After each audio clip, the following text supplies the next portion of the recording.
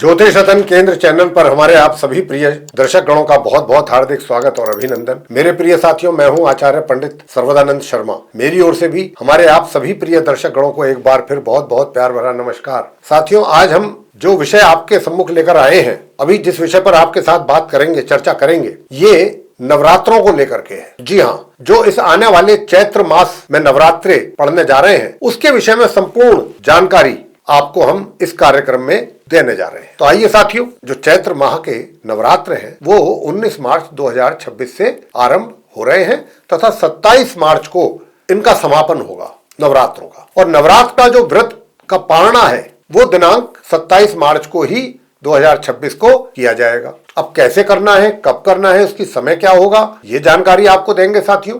दूसरा, 9 के 9 दिनों में क्या तिथि घट बढ़ तो नहीं रही है, नवरात्रे घट या बढ़ तो नहीं रहे, या पूरे 9 के 9 दिन नवरात्रे हैं, ये सारी जानकारी देंगे। और किस नवरात्रे पे, किस दिन कौन सी माता की पूजा करना श्रेष्ठ कर रहता है, और उन माता की पूजा करने पर कौन से ग्रह के अशुभ प्रभाव दूर होते हैं, ये सारी जानकारी अब आपको देने जा रहे हैं इसी उसमें कार्यक्रम में। और साथ में आपको घट स्थापना के शुभ मुहूर्त की जानकारी भी देंगे कि घट स्थापना का जो शुभ मुहूर्त है वो कब और किस समय रहेगा, उसका टाइमिंग्स क्या रहेंगे, समय अवधि क्या रहेगी, ये सारी जानकारी आपको हम आज इसी कार्यक्रम में नवरात्रों से संबंधित देने जा रहे हैं। तो आप इस पूरे वीडियो को पूरे ध्यान पूर्वक सुनिएगा, आपके लिए बहुत महत्वपूर्ण जानकारी है ये नवरात्रों से संबंधित। तो साथियों, चैत्र नवरात्रि जो है, ये हिंदुओं के द्वारा मनाया जाने वाला एक बहुत ही प्रमुख पर्व है। इसमें मां भगवती जी के 9 अलग अलग रूपों की पूजा 9 दिनों तक करने का विधान है। यह बात तो हम लगभग सभी जानते हैं कि ऐसी मान्यता है कि नवरात्रि में माता का पाठ करने से मां भगवती की विशेष कृपा अपने श्रद्धालुओं पर, अपने भक्तों पर होती है, बनती है, और उनके जो भक्त हैं वो उनकी कृपा पाते हैं। वैसे एक वर्ष में आपको बताना चाहेंगे कि जो नवरात्रि हैं ये माता के, ये 4 बार आते हैं, जिसमें कि चैत्र का महीना, आषाढ़ का महीना, आश्विन मास और माघ के महीने में। हमारे हिंदू पंचांग के अनुसार चैत्र माह में आने वाली जो नवरात्रि हैं, उनको चैत्र नवरात्रि के नाम से जाना जाता है, या उनको चैत्र नवरात्रि कहा जाता है। और आश्विन माह में आने वाले जो नवरात्रि है, उनको शरदीय नवरात्रि के नाम से जाना जाता है। हालांकि सामान्य तौर पर चैत्र नवरात्रि और शरदीय जो नवरात्रे हैं, उनका महत्व अधिक माना गया है। हालांकि गुप्त नवरात्रों का भी बहुत विशेष महत्व होता है। बाकी जो 2 और नवरात्रे हैं वो गुप्त नवरात्रे कहलाते हैं। हालांकि लोग उनको बहुत अधिक मात्रा में मान्यता नहीं देते हैं, लेकिन उनकी भी अपने आप में एक बहुत जबरदस्त उनका भी महत्व है, उनका अपना एक अलग विशेष महत्व है। वो भी आपको बताएंगे किस रूप में, कैसे, क्यों। मगर इन नवरात्रों के बारे में, जैसा मैंने कहा, कि सभी को जानकारी नहीं होती है। यह जो चैत्र नवरात्रि है साथियों, जो आ रहे हैं, जिनके ऊपर हम चर्चा कर रहे हैं आपके साथ, हमारे हिंदू पंचांग कैलेंडर के अनुसार नव वर्ष के प्रारंभ से राम नवमी तक ये मनाया जाता है, और इस पर्व को बसंत नवरात्र के नाम से भी जानते हैं। चैत्र नवरात्रि के पहले दिन यानी प्रतिपदा को घट स्थापना की जाती है, और इसी दिन गुड़ी पड़वा भी मनाई जाती है। गुड़ी पड़वा भी इसी दिन होती है। घट स्थापना को कलश स्थापना भी कहा जाता है। और इसके बाद प्रतिदिन मां भगवती देवी मां के 9 अलग अलग रूपों की पूजा की जाती है। घट स्थापना क्यों की जाती है, इसके पीछे क्या लॉजिक है, क्या मुख्य कारण है। जैसा कि आप और हम सभी जानते हैं कि हमारे हिंदू शास्त्रों के अनुसार किसी भी पूजा से पहले गणपति जी की पूजा का विधान है, ये तो हम सब जानते हैं। लेकिन बहुत लोगों को ये नहीं मालूम, बहुत लोगों को ये बात नहीं मालूम कि नवरात्रि में घट स्थापना हम क्यों करते हैं। तो साथियों, हमारे पुराणों के अनुसार कलश को भगवान विष्णु का रूप माना गया है। इसके लिए माता की पूजा से पहले करना क्या होता है, घट स्थापना के समय पर पूजा करने से पहले घट स्थापना की उस स्थान को गंगा जल से शुद्ध करना चाहिए जहां पर आपको ये पूजा करना है। फिर माता को आप आमंत्रित करते हैं। घट स्थापना के नियम क्या है? नियम ये है कि सूर्योदय के बाद यदि एक भी मुहूर्त प्रतिपदा में पड़ रहा है तो उसी दिन की सुबह से ही नवरात्रि आरंभ होगा और घट स्थापना की जाएगी, पहला नियम। दूसरा, घट स्थापना का सबसे शुभ समय दिन का पहला 1/3 हिस्सा होता है, दूसरा नियम। तीसरा नियम, किसी दूसरी स्थिति में अभिजीत मुहूर्त सबसे उत्तम माना जाता है कि अगर मान लीजिए घट स्थापना का जो शुभ मुहूर्त है उसमें किसी कारणवश आप घट स्थापना नहीं कर सके, तो फिर उस दिन अभिजीत मुहूर्त का जो मुहूर्त होता है घट स्थापना के लिए बहुत शुभ माना जाता है, उसमें आप ये कार्य कर सकते हैं। और नंबर 4, चित्रा नक्षत्र और वैधरती योग की अवधि में घट स्थापना करने से हमेशा बचना चाहिए, इस बात का ध्यान रहना चाहिए। नंबर 5, किसी भी परिस्थिति में जो घट स्थापना है वो हिंदू समय के अनुसार प्रतिपदा तिथि के दिन के मध्य से पहले हो जानी चाहिए। नंबर 6, चैत्र नवरात्रि में प्रतिपदा की सुबह द्वि स्वभाव लगन मीन रहता है। मीन लगन जो होता है वो द्वि स्वभाव लगन होता है, वो रहता है। घट स्थापना उसी में ही की जाती है। इस अवधि में भी घट स्थापना करना बहुत शुभ माना गया है। नंबर 7, घट स्थापना के लिए शुभ नक्षत्र कौन कौन से हैं जिसमें आप घट स्थापना कर सकते हैं? पुष्य नक्षत्र, उत्तरा फाल्गुनी नक्षत्र, उत्तराषाढ़ा नक्षत्र, उत्तरा भाद्रपद नक्षत्र, हस्ता नक्षत्र, रेवती नक्षत्र, रोहिणी नक्षत्र, अश्विनी नक्षत्र, मूल नक्षत्र, श्रवण नक्षत्र, धनिष्ठा नक्षत्र और पुनर्वसु नक्षत्र। नंबर 8, सूर्योदय होने से 16 घड़ी के बाद यानी कि तकरीबन 6.5 घंटे के पश्चात घट स्थापना का कार्य करना वर्जित माना गया है। साथियों, अब आपको बताते हैं घट स्थापना करने की विधि क्या है, कैसे घट स्थापना की जानी चाहिए। अब आपको घट स्थापना कैसे करनी है इसके विषय में बताते हैं। तो सबसे पहले करना क्या है, आपको उस दिन जिस दिन घट स्थापना की जाएगी, चैत्र नवरात्रों के पहले दिन प्रतिपदा के दिन की जाती है, जैसे कहा गया आपसे अभी चर्चा के दौरान। तो उस दिन आपको एक चौड़े मुंह का मिट्टी का बर्तन लेना है और उसमें जौ या सप्त धान्य आपको बोने हैं मिट्टी में। मिट्टी शुद्ध होनी चाहिए, शुद्ध स्थान से लानी चाहिए, गंदे स्थान से मिट्टी बिल्कुल ना लाएं।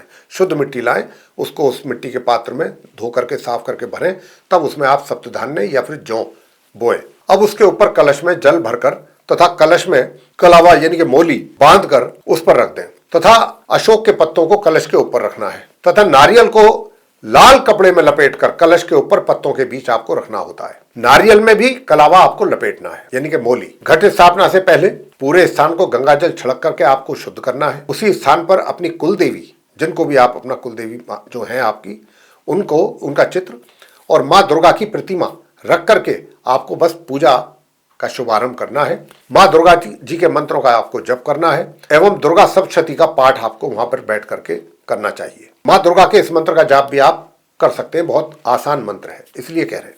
यह मंत्र का जाप करने से देवी माँ तो प्रसन्न होती ही हैं, साथ ही 9 ग्रह भी शांत होते हैं सिर्फ अकेले इस मंत्र का जप करने पर। मंत्र क्या है? ओम ह्रीम दुम दुर्गाए नमः, यानी कि ओम का मतलब हो गया सूर्य ग्रह की ओर से मनुष्य को ऊर्जा मिलती है ओम कहने से, तथा सकारात्मक सोच बनती है आपकी। ह्रीम का मतलब चंद्रमा मजबूत होंगे और जीवन में शांति एवं स्थिरता बनी रहेगी आपके। दुम, ओम ह्रीम दुम का मतलब है मंगल की ओर से शक्ति और हिम्मत आपको प्रदान होती है।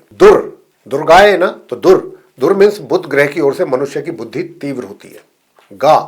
दुर्गा यानी कि गा मतलब बृहस्पति ग्रह की ओर से ज्ञान और धन की प्राप्ति भक्त को होती है। दुर्गा ये का मतलब हो गया शुक्र ग्रह की ओर से मनुष्य को सभी सुख साधनों की प्राप्ति हो पाती है। न आएगा पहले, तो न का मतलब शनि ग्रह शांत होंगे और महा का मतलब राहु और केतु दोनों ग्रह शांत होंगे। तो इस अकेले एक छोटे से मंत्र में 9 के 9 ग्रह शांत होते हैं।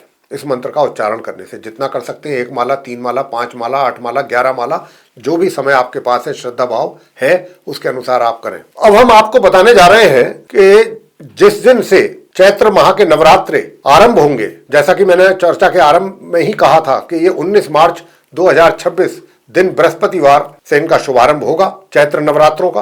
और इसका जो घट स्थापना का शुभ मुहूर्त है 19 मार्च दिन बृहस्पतिवार को प्रातः 6:52 से लेकर के प्रातः 7:43 तक रहेगा। कुल अवधि इसकी 50 मिनट है। अगर आप इस समय में किसी कारण से अपने घर में घट स्थापना नहीं कर पाते हैं तो आपको परेशान नहीं होना, कोई चिंता की बात नहीं। घट स्थापना का जो दूसरा शुभ मुहूर्त है वो अभिजीत मुहूर्त होता है, जैसा मैंने चर्चा के दौरान बहुत स्पष्ट रूप से कहा है। और अभिजीत मुहूर्त जो है इस दिन 19 मार्च को दोपहर 12:05 से लेकर के दोपहर 12:53 तक रहेगा। कुल 48 मिनट इसकी अवधि है। साथियों, घट स्थापना का जो ये शुभ मुहूर्त है द्वि स्वभाव लगन में है, यानी कि मीन लगन में। प्रतिपदा तिथि के घटने के कारण घट स्थापना का जो मुहूर्त है वो अमावस्या तिथि पर ही हो पाएगा। यानी कि प्रतिपदा जो तिथि है वो प्रारंभ कब से हो रही है? 19 मार्च 2026 को प्रातः 6:53 से आरंभ हो जाएगी 19 मार्च को, और समाप्त कब होगी? 19 मार्च 2026 की रात्रि या फिर 20 मार्च की कहें प्रातः 4:52 पर समाप्त होगी। और हमने जो आपको शुभ मुहूर्त बताया है 19 मार्च का, वो बताया 6:52 से 7:43 तक, जबकि ये 6:53 से आरंभ होगी प्रतिपदा। तो मीन लगन जो प्रारंभ होगा द्वि स्वभाव लगन, वो 19 मार्च 2026 को प्रातः 6:26 से आरंभ हो जाएगा और समाप्त होगा उसी 19 मार्च 2026 को प्रातः 7:43 पर। अब आते हैं कि ये तो रहा घट स्थापना का शुभ मुहूर्त, उसकी समय अवधि, उसका समय शुभ मुहूर्त का। अब आपको बताना चाहेंगे कि व्रत का पारणा कब करना है। व्रत का पारणा जो है वो तो 27 मार्च 2026 को होगा साथियों। उस दिन शुक्रवार का दिन होगा और प्रातः 10:06 के बाद होगा पारणा, क्योंकि 10:06 तक नौवीं रहेगी। सुबह नौवीं के बाद 10:06 के बाद प्रातः आप व्रत तोड़ सकते हैं। अब हम आपको ये बताएंगे, ये तो हमने आपको बता दिया अभिजीत मुहूर्त घट स्थापना के लिए शुभ मुहूर्त होता है और शुभ मुहूर्त अलग से भी बताया है, तो आप ये इस शुभ मुहूर्त में अपने शुभ कार्य कर सकते हैं उस दिन घट स्थापना जैसे। अब हम आपको ये भी बताएंगे कि 9 जो नवरात्र हैं उस दिन कौन सी माता की पूजा करें, उनको किस चीज का भोग लगाएं, किस मंत्र का जाप करें, ताकि आपके अलग अलग ग्रहों के जो अशुभ प्रभाव है वो आपके जीवन से दूर हो सके और उसका आपको भरपूर लाभ प्राप्त हो सके। देखिए, हमने आरंभ में ही कहा था कि दुर्गा सप्तशती का पाठ आप कर सकते हैं, उस मंत्र का भी जाप आप करें नियमित रूप से, ओम ह्रीम दुम दुर्गाए नमः। और जिस दिन जिस माता की पूजा करनी है उनके मंत्र का भी अगर 1 माला 3 माला जो भी आपके पास समय है, श्रद्धा है, उसके अनुसार करेंगे तो उन माता का भी पूरा आशीर्वाद आपके जीवन में आपको प्राप्त अवश्य होगा। ऐसी ही हमारी धार्मिक मान्यताएं हैं। तो आइए अब आपको हम बताते हैं उन 9 के 9 नवरात्रि के दिन किस नवरात्रि को किस माता की पूजा करना आपके लिए शुभ रहेगा। अब हम आपको बताते हैं कि किस नवरात्रि पर, जैसा मैंने कहा कि कौन सी देवी माता की पूजा आपको करनी है, ताकि आपको और कौन सी चीज का, किस पदार्थ का भोग लगाना है और किस मंत्र का जाप करना है, ताकि आपको उसका विशेष लाभ प्राप्त हो, माता की कृपा आपको मिले। तो जैसा मैंने कहा कि 19 मार्च से नवरात्रि प्रारंभ है। उस दिन पहला नवरात्रा होगा, बृहस्पतिवार का दिन होगा, प्रतिपदा तिथि होगी। तो साथियों, सबसे पहला तो आपसे हमें कहना है कि उस दिन आप जो भी पूजा करें माता की पीले वस्त्र धारण करके करें। और माता शैलपुत्री जी की पूजा की जाती है इस दिन। इनकी पूजा करने पर कुंडली में चंद्रमा से जुड़े हुए जितने भी दोष हैं वो दूर हो जाते हैं। मंत्र क्या है इनका? ओम देवी शैलपुत्रये नमः। बहुत आसान मंत्र। और इन्हें आप गाय के घी का भोग लगाएं तथा अनार का भी भोग लगाएं। पूजा आरंभ करने से पहले भोग लगा करके तब उसके बाद पूजा आप आरंभ करें। इसके बाद 20 मार्च दिन शुक्रवार होगा, द्वितीय तिथि होगी और रंग उस दिन हरे वस्त्र पहन करके आप पूजा करें। इस दिन कौन सी माता की पूजा की जाती है? माता ब्रह्मचारिणी जी की। इनकी पूजा करने पर मंगल ग्रह से जो जुड़े दोष हैं वो दूर हो जाते हैं। और इनको आपको भोग किस चीज का लगाना है? शक्कर और 2 सेब का भोग लगाना है और इस मंत्र का आपको जाप करना है, ओम देवी ब्रह्मचारिण्यै नमः।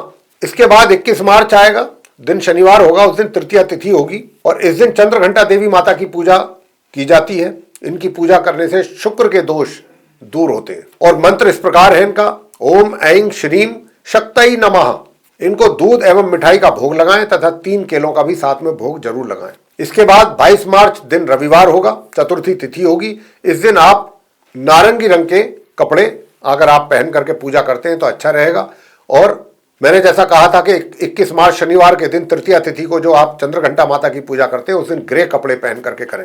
तो 22 मार्च को नारंगी कपड़े पहन करके चतुर्थी के दिन रविवार के दिन आपको पूजा करनी होती है माता कुष्मांडा जी की। इनकी पूजा करने से सूर्य ग्रह से संबंधित दोष दूर हो जाते हैं।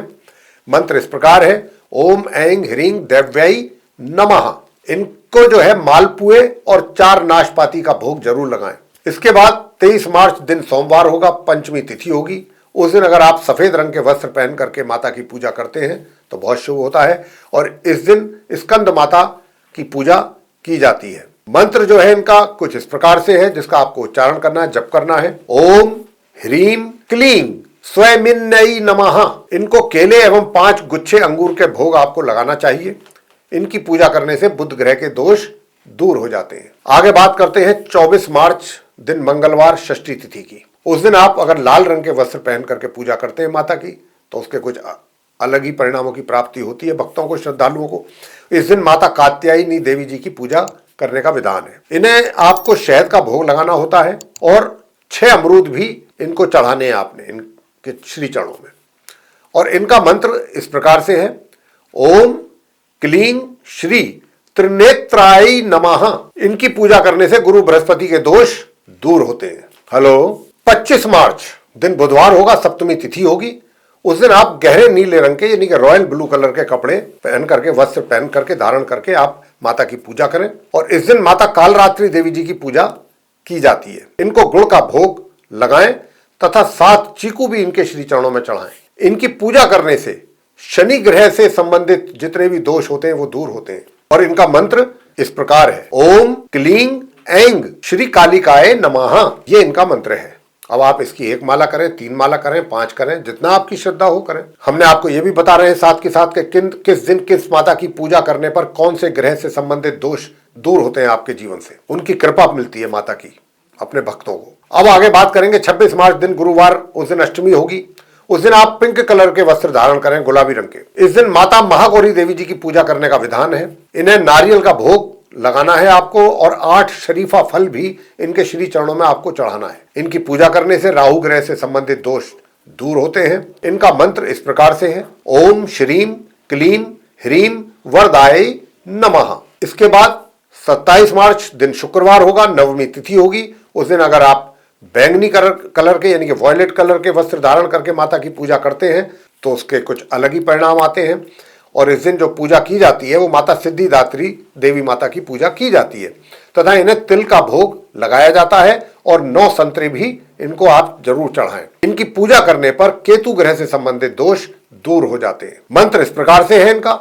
ओम ह्रीं क्लीं ऐं सिद्धयै नमः। ये 9 के 9 दिन आपने जिन माता की पूजा करनी है, जिस मंत्र के उच्चारण से करनी है, जिस मंत्र के जाप करने से करनी है, क्या आपको भोग लगाना है, ये सारी जानकारी हमने आपको बहुत डिटेल में दी है। अब ये आप पर निर्भर करेगा कि आप इसका कितना लाभ ले पाते हैं अपने जीवन में इस आप कर्म को करके। तो साथियों, अब कौन से ऐसे कार्य हैं जो आपको नवरात्रों में बिल्कुल नहीं करने चाहिए, बिल्कुल नहीं करने चाहिए, सोचना भी नहीं चाहिए, करना तो बहुत दूर की बात है। नवरात्रि के दौरान एक तो तामसिक भोजन बिल्कुल नहीं करना चाहिए। खाने में प्याज, लहसुन और मांस जैसी चीज यानी कि नॉन वेज का प्रयोग बिल्कुल ना करें। हो सके तो 9 दिनों तक दाढ़ी मूछ भी अगर ना बनाए तो अच्छा ही है। नाखून बिल्कुल ना काटें। और नंबर 3, नवरात्रि की पूजा के दौरान यदि घर में अखंड ज्योति आपने जलाई है तो घर बिल्कुल खाली ना छोड़ें। अपने मन में कोई गलत विचार को स्पेस बिल्कुल ना दें, जगह ना दें। किसी के साथ बुरा ना तो करें, ना उसके बारे में बुरा सोचें और महिलाओं के साथ गलत व्यवहार बिल्कुल ना करें। दूसरा, जो श्रद्धालु व्रत रख रहे हैं तो 9 दिनों तक गंदे वस्त्र ना पहने और पूरी तरह से ब्रह्मचर्य का करें पालन। इन बातों का सभी भक्तों को बहुत ध्यान रखना होगा अगर आप चाहते हैं कि माता की कृपा और आपकी पूजा पूरी तरह से माता स्वीकार करें और उनका लाभ आपको मिले, उनकी कृपा मिले। तो साथियों, ये थी चैत्र नवरात्रि को लेकर के संपूर्ण जानकारी, जिसके विषय में अभी हमने आपके साथ चर्चा की है और हम आशा करते हैं कि ये चर्चा आपको बेहद पसंद आएगी। अगर आपको ये चर्चा हमारी पसंद आई है तो आप हमारे इस वीडियो को लाइक जरूर कर लीजिए और अभी तक अगर आपने हमारा चैनल सब्सक्राइब नहीं किया है तो चैनल को भी सब्सक्राइब जरूर कर लीजिए। अधिक से अधिक मात्रा में वीडियो शेयर करें दूसरे लोगों के साथ, ताकि दूसरे लोग भी महत्वपूर्ण जानकारी का अच्छा लाभ ले सकें। और अगर आप चाहते हैं आने वाले दिनों में जो भी वीडियोस हमारे बनेंगे हमारे द्वारा एस्ट्रोलॉजी के भिन्न भिन्न विषयों पर, वे सब भी आप तक एक एक करके पहुंचे और सभी जानकारियों का लाभ आपको समय पर मिल सके, तो फिर बेल आइकन प्रेस करना ना भूलें। साथियों, इसी के साथ अब हम इस कार्यक्रम को यहाँ समाप्त करने जा रहे हैं और अपने आप सभी प्रिय दर्शक गणों से ले रहे हैं इजाजत। आप सभी का सहृदय बहुत बहुत धन्यवाद। जय माता दी।